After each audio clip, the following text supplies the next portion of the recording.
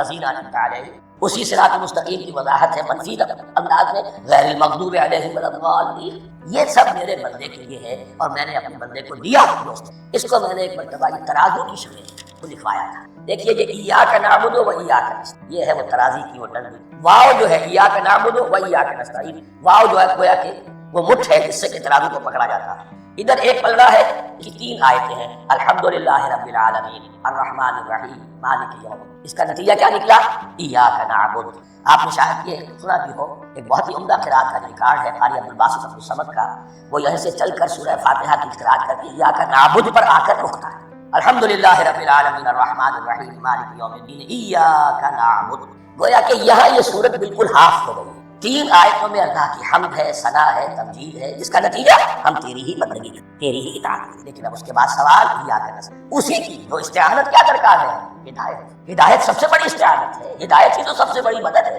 اهدنا الصراط المستقیم صراط الذین انعمت علیہم غیر المغضوب علیہم ولا الضالین۔ یہ ایاک نستعین کے حکم کے ساتھ یہ 3 آیتیں آ گئیں۔ اهدنا الصراط المستقیم صراط الذین انعمت علیہم غیر المغضوب۔ قسمت الصلاۃ بینی وبین عبدی اثنین فنصفها لی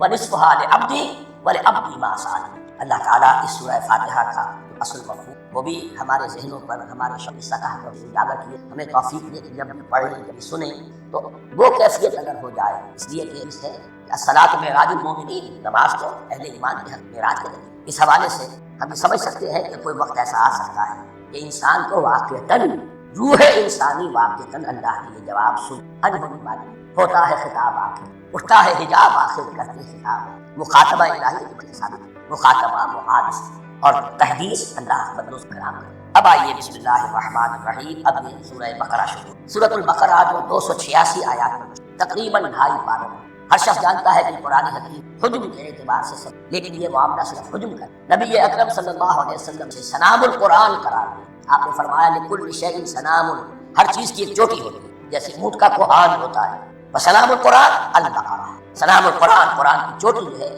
یہ نوٹ کر لیجیے جو میں نے کل آپ کو مختلف مکی اور مدنی کے بارے میں کہ یہاں سے اب پہلی منزل بھی شروع ہو رہی ہے اور پہلا گروہ بھی، اور اس کے ساتھ جو اگلی صورت آئے گی وہ اس کا جوڑا ہے، سورہ آل عمران۔ اس کی سب سے نمایاں علامت یہ بھی الف لام میم سے شروع ہوئی، اگلی بھی الف لام میم۔ اس کے بعد 2 صورتیں مدنی اور ہیں، لیکن ان دونوں میں نہ حروف مقطعات ہے نہ کوئی اور تمہیدی کلام ہے، براہ راست خطاب۔ سورہ نساء میں یا ایھا الناس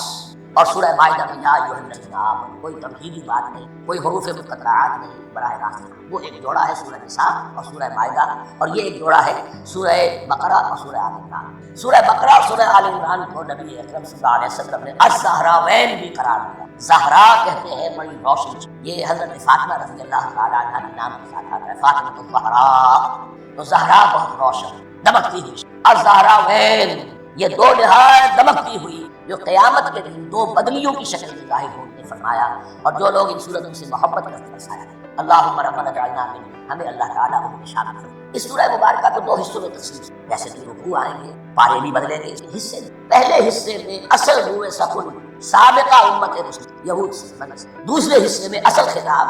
موجودہ امت مسلمہ سے ہے، امت محمد صلی اللہ علیہ وسلم۔ پہلے حصے میں 18 رکوع لیکن آیات 152، دوسرے حصے میں 22 رکوع ہے لیکن آیات 134۔ گویا کہ اس سے آپ کو توازن نظر آئے گا کہ اگرچہ ادھر رکوع کی تعداد کم ہے 18 لیکن آیات کی تعداد زیادہ ہے 152، دوسرے حصے میں رکوعوں کی تعداد زیادہ ہے 22 لیکن آیات کی تعداد۔ اسی لیے اس کا ایک نام میں نے کیا ہے، وہ اس لیے تاکہ کچھ حقائق آپ کو ان ناموں کے حوالے سے انشاءاللہ محفوظ ہو جائیں گے۔ سورۃ الامتین، 2 امتوں کی، اس لیے کہ تقریباً نصف کی ساری بحث جو ہے مرکزی بحث وہ سابقہ امت مسلمہ بحث، اور دوسرا نصف اس میں سارا خطاب وہ ہے موجودہ امت مسلمہ یعنی امت محمد صلی اللہ علیہ وسلم۔ اس کا جو پہلے 18 رکوع ہے یا پہلا حصہ ہے، اس کے اندر ڈویژن فردر ہوگی، ملٹی عمودی، پہلے 4 رکوع پھر 10 رکوع 4، لیکن جو 22 رکوع ہے دوسرے حصے کے دوسرے حصے اس میں ڈویژن جو ہے جو ہاریزونٹل ہے، وہ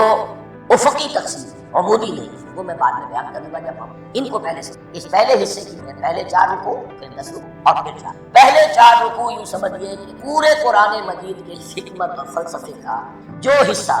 مکی قرآن میں بیان ہو چکا تھا اس کا خلاصہ ہے۔ جب یہ صورت نازل ہو رہی ہے تو مدینہ میں حضور تشریف لا چکے 12-13 سال جو ہے، اور ان 12-13 سالوں کے دوران 2/3 قرآن نازل ہو چکا ہے۔ اس میں جو بھی حکمت، فلسفہ اور بنیادی دعوت، یہ جو چیزیں مکی قرآن میں بیان ہوئی ان کا خلاصہ نچوڑ نکال کر یہاں چاہتا ہوں۔ اگرچہ ان میں بھی جب گہرائی میں آپ دیکھیں گے طلوع سخن جو ہے وہ بنی اسرائیل کی طرف ہے، وہ میں بعد میں کروں گا، لیکن اضافی طور پر یہ سب کہ پورے مکی قرآن کی حکمت اور پیغام کا خلاصہ چاہتا ہوں۔ پھر 10 رکوع ہے جن میں براہ راست خطاب ہے سابقہ امت مسلمہ یا بنی اسرائیل۔ دو حصے، پہلے ایک رکوع میں دعوت ہے، بڑا انداز اس کا بڑا پیارا ہے، اس میں دعوت ہے ایمان لاؤ محمد پر صلی اللہ علیہ وسلم، اور اس کے بعد 9 رکوع ہے ملامت کی، ملامت تنقید، تم نے یہ کیا اور یہ کیا اور یہ، ہم نے یہ احسان کی، احسان کی، تم نے یہ ناشکری کی، یہ ناشکری کی، یہ ناشکری، اور اس سب کا نتیجہ آخری 4 رکوع کہ اب تمہیں اس منصب سے معزول کیا جا رہا ہے جس پر تم 2000 برس تک فائز، اور تمہیں ہٹا کر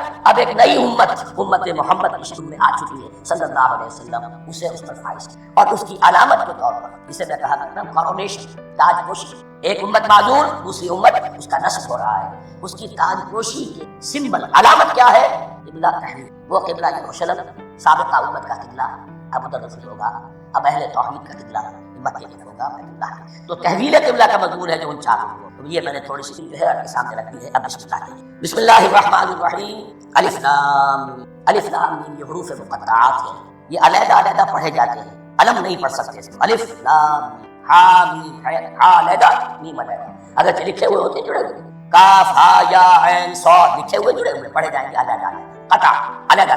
تو حروف مقطعات ان کے بارے میں ایک بات تو جو ہے اجماعی ہے، سب کے نزدیک مسلم ہے، ان کا کوئی حتمی مفہوم اور ان کے حتمی معنی کی معلوم سوائے اللہ اور اس کے، اس معنی میں یوں بھی کہا گیا یہ کوڈ ورڈز، جیسے کہ کوئی میسیجز بھی ہیں ادھر بھیجے جاتے ہیں، اسی کے کوڈ ورڈ سے سمجھ میں آتا ہے کہ یہ بات واقعتاً سے اللہ عالم، لیکن اس کا کوئی مفہوم اس کے معنی میں اتفاق اس پر ہے، اگرچہ بعض حضرات نے کچھ اپنی سے کوشش کی ہے کہ جو ہے بنانے کی وہ اپنی جگہ پر ہے، لیکن یہ کہ کسی حضرت عبداللہ ابن عباس رضی اللہ تعالیٰ عنہما نے بعض ایسی، لیکن ان کی رائے کو بھی ان کی ذاتی رائے سمجھا گیا ہے، امت میں اجماع اور کنسنسس اسی پر ہے کہ اس کی معنی ان کو معلوم ہے سوائے اللہ اس کو، البتہ بعض چیزیں ایسی ہیں کہ وہ اگر نوٹ کر لی جائیں تو شاید آئندہ ہے اس میں کچھ راز کھلنے کے امکانات پیدا ہو جائیں۔ دیکھیے عربی زبان کے جو الفابیٹس ہیں ان کی تعداد 29 ہے یا 28 میں بتا چکا ہوں، الف اور حمزہ کو ایک سمجھے تو 28 9۔ پہلی بات یہ نوٹ کیجئے قرآن حکیم 114 سورتوں سے 29 سورتوں کا کہا ہے، دوسری بات یہ کہ اس میں 28 کا نصف کیجئے تو 14 استعمال ہوئے، 14 نہیں، بالکل آدھی تعداد استعمال ہوئی۔ تیسرے یہ کہ جو شروع اور آخر اور درمیان 3 حصوں میں تقسیم کیا، 9 9 9 پلواری 27 ایک طرف 10 ہے، پہلے حصے میں سے بہت کم حروف ہیں، بہت کم، آخری حصے کے تقریباً تمام حروف ہیں تقریباً، درمیانی حصہ وہ ہے کہ جس میں آپ نے دیکھا ہے کہ عربی میں جوڑوں کی شکل ہے، صاد ضاد، فرق کیا ہے، سین شین فرق کیا ہے، را زا فرق کیا ہے، تو جو بھی نقطے والا لفظ ہے وہ نہیں لیا گیا، اور جو بغیر نقطے کے غیر منقوط، پھر اس میں 3 صورتیں ہیں، ایک ایک حرف آیا ہے، سورہ قاف، سورہ نور، صاد، پھر صورتیں ہیں جن میں 2 2 آئے ہیں، 3 آئے ہیں، پھر 4 4 آئے ہیں، 2 ہی صورتیں ہیں جن میں 4 4 ہیں، اور 2 ہی صورتیں ہیں 5 تو یہ ہے صرف یوں سمجھیے کہ اعداد و شمار، اس کے حوالے سے کچھ آدمی غور کرے تو شاید کی بات ہے، باقی وہ مثال میں آپ کو بتا دیں کہ عبداللہ ابن عباس نے رائے ظاہر کی کہ الف لام میم در حقیقت ایک جملے کا خلاصہ ہے، انا اللہ اعلم، پہلا لفظ ہے انا، اس کا الف ہے، درمیانی لفظ ہے اللہ، اس کا درمیانی لام لے لی، تیسرا لفظ ہے اعلم، یہ آخری لفظ ہے، آخری حرف میم لے لیا، انا اللہ اعلم، میں اللہ جانتا ہوں، واللہ اعلم، واقعتاً اللہ ہی جانتا ہے۔ یہ حضرت عبداللہ ابن عباس کی رائے ہے، لیکن اگرچہ انہیں حبر الامت مانا گیا ہے، لیکن یہ کہ ان کی اس رائے کو بھی اکثر، اب جو پہلے 2 رکوع ہیں اس سورہ بقرہ کے ان کے بارے میں تعویل عام اور تعویل خاص کا ایک بڑا بنیادی فرق ہے، نوٹ کریں۔ جس وقت یہ صورت نازل ہو رہی ہے، میں عرض کر چکا ہوں کہ 12 سال ہو چکے کو اپنا فریضہ نبوت اور رسالت ادا کر، ایک جماعت اچھی بھلی تیار ہو چکی تھی جنہوں نے ان کی دعوت پر لبیک کہا، ایمان لائے اور آپ کی تعلیمات پر عمل کیا، وہ ایک گروہ موجود تھا، یہ ابو بکر ہے، یہ عمر ہے، یہ عثمان ہے، یہ طلحہ ہے، یہ زبیر ہے، یہ عبد الرحمن بن عوف ہے، یہ مصعب بن عمیر ہے، اور ایک گروہ وہ تھا کہ جو حق کو جان کر پہچان کر محض اپنی ضد اور ہٹ دھرمی کی باعث وہ کفر پر آ گیا، اور اب ایک تیسرا گروہ پیدا ہو رہا تھا مدینے میں آ کر، وہ ابھی ایمبریونک سٹیج میں، کہ جو داعی ہے مدعی ہے کہ ہم مانتے ہیں، لیکن یہ 3 گروہ دنیا میں ہمیشہ پائے گئے، ہمیشہ۔ اب اسے میں اس کو لا رہا ہوں تعبیر عام کی طرف، جب بھی کبھی کوئی دعوت اٹھے گی انقلابی، ایک ہوتا ہے بعض و نصیحت سے فائدہ اٹھایا، ایک ہوتی ہے دعوت انقلابی، وہ انقلابی دعوت کا ہدف ہوتا ہے نظام کو بدلنا، نظام بدلتا ہے تو ظاہر بات ہے کہ جو لوگ اس نظام میں جن کے ویسٹڈ انٹرسٹ ہیں اور جن کو پریولیجز حاصل ہیں، جن کے مفادات ہیں، وہ تو لازماً اپنے نظام کا تحفظ کریں گے، ٹکراؤ ہوگا،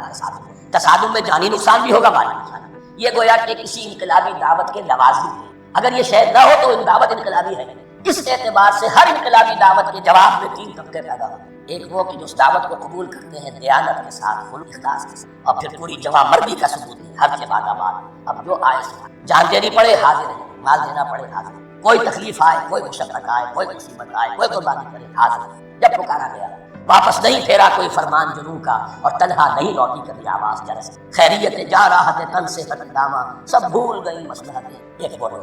وہ لوگ ہوتے ہیں کہ جو اڑ جاتے ہیں ضد پر، ہٹ درمی پر، ماننے کے باوجود، جاننے کے باوجود یہ بات تو ٹھیک ہے، کیسے مانیں؟ ہماری سیادت، ہماری چودراہٹ، ہمارے مفادات، ہمارے یہ ساری چیزیں ان سب کے اوپر زد پڑ رہی ہے، یہ لوگ اڑ جاتے ہیں، اور پھر کوئی دعوت، کوئی نصیحت، کوئی مزید افہام و تفہیم ان کے حق میں، اس لیے کہ صحیح بات ہے جو کہتے ہیں کہ سوتے کو تو جگایا جا سکتا ہے، جاگتے ہو کہتے ہیں کوئی سویا ہوا ہے تو آپ کو جگا دیں، جو جاگا ہوا ہے لیکن وہ بنا ہوا ہے تو اٹھنے کو تیار ہی نہیں ہے تو آپ کیسے اٹھا دیں؟ تو جو لوگ جان بوجھ کر حق کو پہچان کر رد کر دیتے ہیں، پھر ان کے حق میں کوئی دعوت، کوئی انذار، کوئی تیسرا درجہ ایسے لوگوں کا ہوتا ہے جو یا تو شروع میں آتے ہی شرارت کے ارادے سے، کوئی مصلحت ہے جس کی وجہ سے اس دعوت کو، کوئی ذاتی منفعت ہے جس کے لیے، یا یہ کہ شروع میں تو اخلاص